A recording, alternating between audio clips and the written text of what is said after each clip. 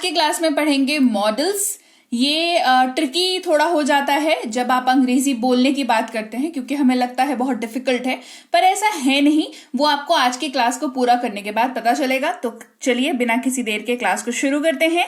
आप देख रहे हैं संरीति इंग्लिश अकेडमी, मैं हूं प्रीति मैम। अगर नए हैं तो सब्सक्राइब कर लीजिएगा, सब्सक्राइब करके बेल नोटिफिकेशन को ऑन कर लीजिएगा ताकि आगे की आने वाली क्लासेस आपको टाइम टू टाइम मिलती रहें। और जो लोग रोज क्लास को अटेंड करते हैं या पहली बार भी कर रहे हैं तो क्लास को लाइक और शेयर जरूर कर दीजिएगा। क्लास को शुरू करते हैं। मॉडल्स में सबसे पहले जिस मॉडल वर्ड की हम बात करेंगे वो है मे, MAY। मई एक महीना भी होता है ना, जनवरी फरवरी में उस लिस्ट में 12 महीने के लिस्ट में मई जो है या मई जो है वो एक महीना भी होता है। But right now we are not talking about that, we are talking about models. ठीक है, तो इसमें मे जो है, MAY मे जो है, ये दिखाता है, ये तब यूज होता है जब आप अपने वाक्य में किसी से अनुरोध कर रहे हैं या परमिशन मांग रहे हैं किसी चीज की, या किसी चीज की संभावना जता रहे हैं, पॉसिबिलिटी को बता रहे हैं। इन सारी ही सिचुएशंस वाले वाक्यों में आपको मे का यूज करना है। और हिंदी में आप ऐसा क्या देख करके समझेंगे कि हाँ सीधे सीधे भाई मुझे तो बस हिंदी वाक्य देख के ये समझ जाना है कि इसमें मे यूज होगा। अगर ऐसा आपका अप्रोच है तो आपको देखना होगा कि वाक्य में सकता हूं, सकता है, सकती है, सकते हैं इस्तेमाल हो रहा है या नहीं। अगर हो रहा है तो आप उसमें मे का इस्तेमाल कर सकते हैं, लेकिन वाक्य का नेचर, वाक्य का टोन जो है वो पॉसिबिलिटी, परमिशन और रिक्वेस्ट दिखाता हुआ होगा, तो मे का इस्तेमाल आप आराम से कर सकते हैं। क्या मैं अंदर आ सकता हूं? मे आई कम इन। हमें देर हो सकती है, वी मे बी लेट। क्या मैं आपकी सहायता कर सकता हूं? मे आई हेल्प यू।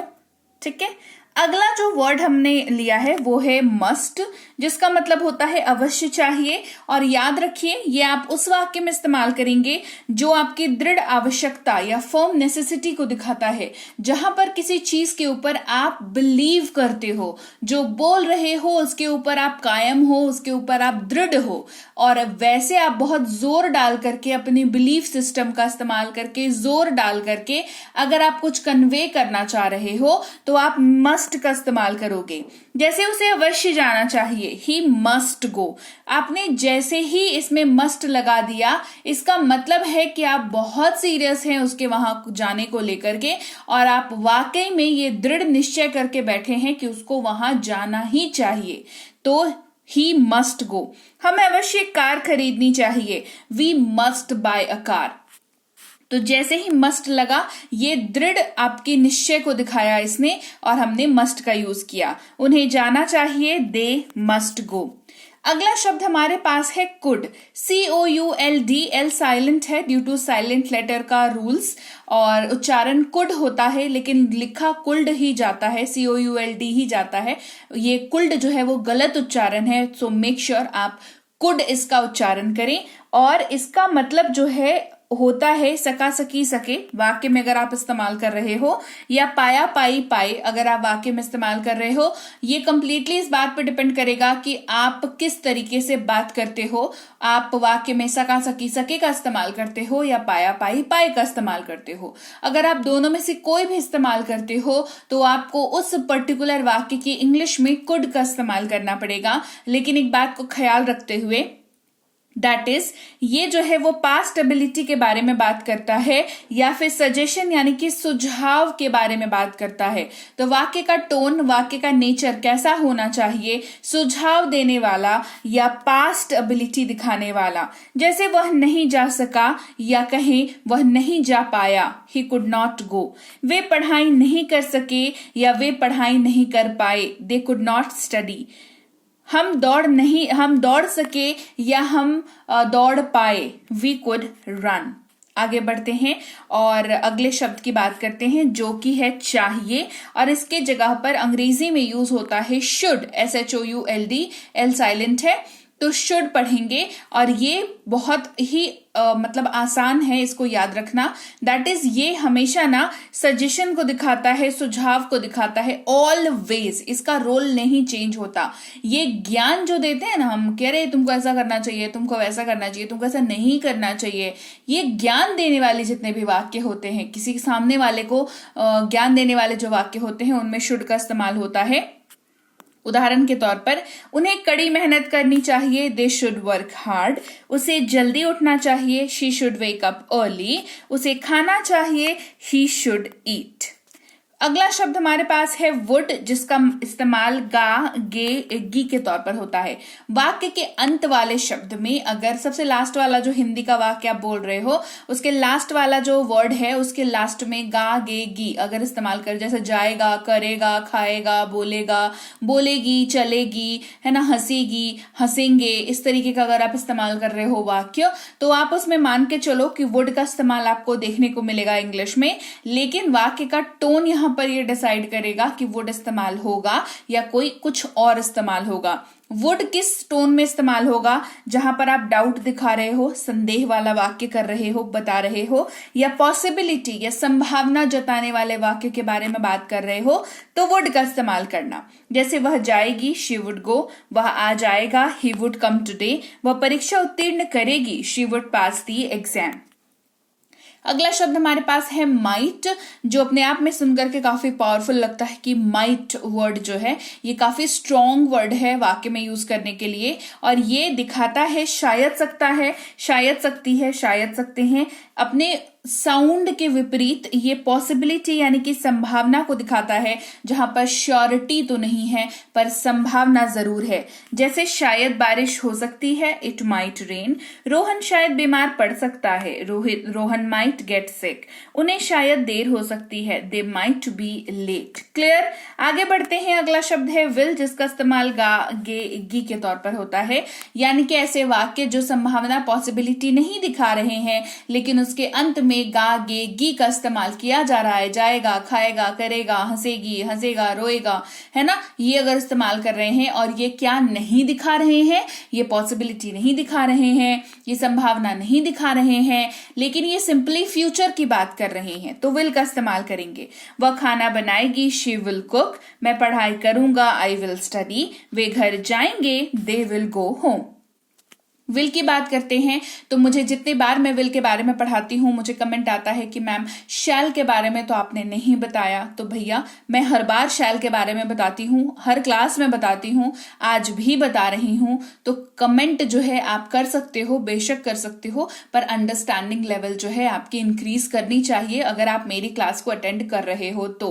और अगर नहीं की है इसका मतलब आप मेरी क्लासेस अटेंड नहीं कर रहे हो। It is very evident. ठीक है, तो शैल का मतलब होता है गा, गे, गी। ये मतलब होता है, मतलब जान के रखो बिकॉज इसमें बुराई नहीं है मतलब जान के रखने में। ठीक है, शैल का मतलब होता है गा, गे, गी। लेकिन अब ये व्यवहारिक तौर पर स्पोकन इंग्लिश में इस्तेमाल नहीं किया जाता है। व्यवहारिक तौर पर practical uses I am talking about. Okay, तो प्रैक्टिकल यूजेस को जब बात आती है तो शैल का प्रयोग अब स्पोकन इंग्लिश में प्रैक्टिकल तौर पर नहीं होता है। सो मेक श्योर कि आप इसको याद रखें। फिर अगला शब्द है हमारे पास कैन।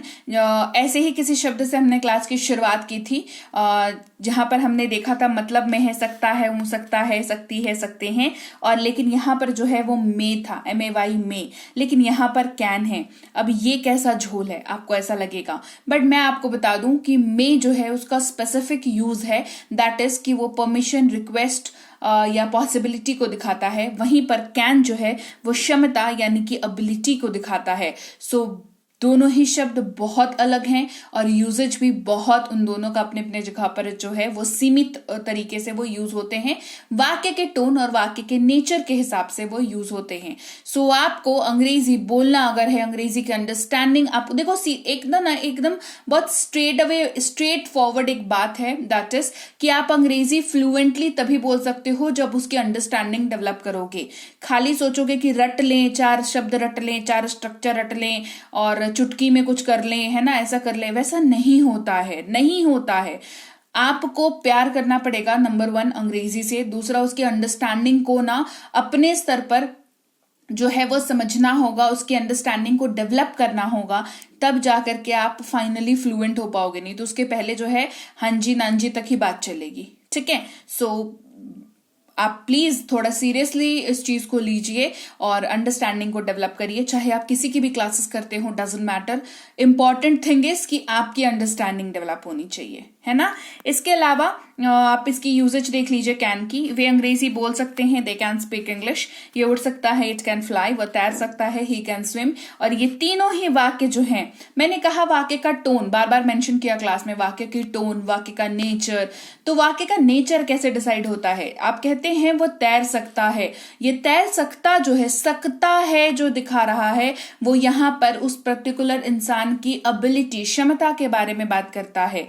तो ये कैसा वाक्य हो गया है? क्षमता दिखाने वाला वाक्य हो गया। तो यहां पर कैन का इस्तेमाल हुआ। ठीक है, तो ही कैन स्विम, कुछ इस तरीके से ये इस्तेमाल होता है। क्लियर हो गई बात? तो चलिए आज की क्लास यहीं तक। मॉडल्स हमने कवर किया और अच्छे एग्जाम्पल्स हमने लिए। हमने टोन सीखा कि वाक्य का टोन के ऊपर ये डिसाइड होता है कि आप वर्ड कौन सा चूज करेंगे। थोड़ा डिफरेंट अप्रोच अपन रखेंगे तो ही हम लोग इंग्लिश की अंडरस्टैंडिंग डेवलप कर पाएंगे। कमेंट करके बताइए क्लास कैसी लगी। बढ़िया लगी है लाइक और शेयर तो कर ही दीजिएगा। नए हैं अगर तो आप देख रहे हैं संरीति इंग्लिश अकेडमी, सब्सक्राइब करके बेल नोटिफिकेशन ऑन कर दीजिए। साथ ही कोई कोर्स अगर करना चाहते हैं स्पोकन इंग्लिश का, इंग्लिश राइटिंग का, ग्रामर का या अंग्रेजी पढ़ने का, तो ये सारी कोर्सेज और फ्री कोर्सेज और ई बुक्स हमारी ऐप पर अवेलेबल हैं संरीति इंग्लिश अकेडमी। डाउनलोड और इंस्टॉल करके अपने फोन पर रखिए, आपको अफसोस नहीं होगा, क्योंकि आप में इसमें फ्री कोर्स भी कर सकते हैं। तो इससे बेटर और क्या हो सकता है ना। इसके अलावा कोई जानकारी चाहिए हो कोर्स के बारे में तो इस नंबर पर व्हाट्सएप मैसेज करके आप जानकारी ले सकते हैं।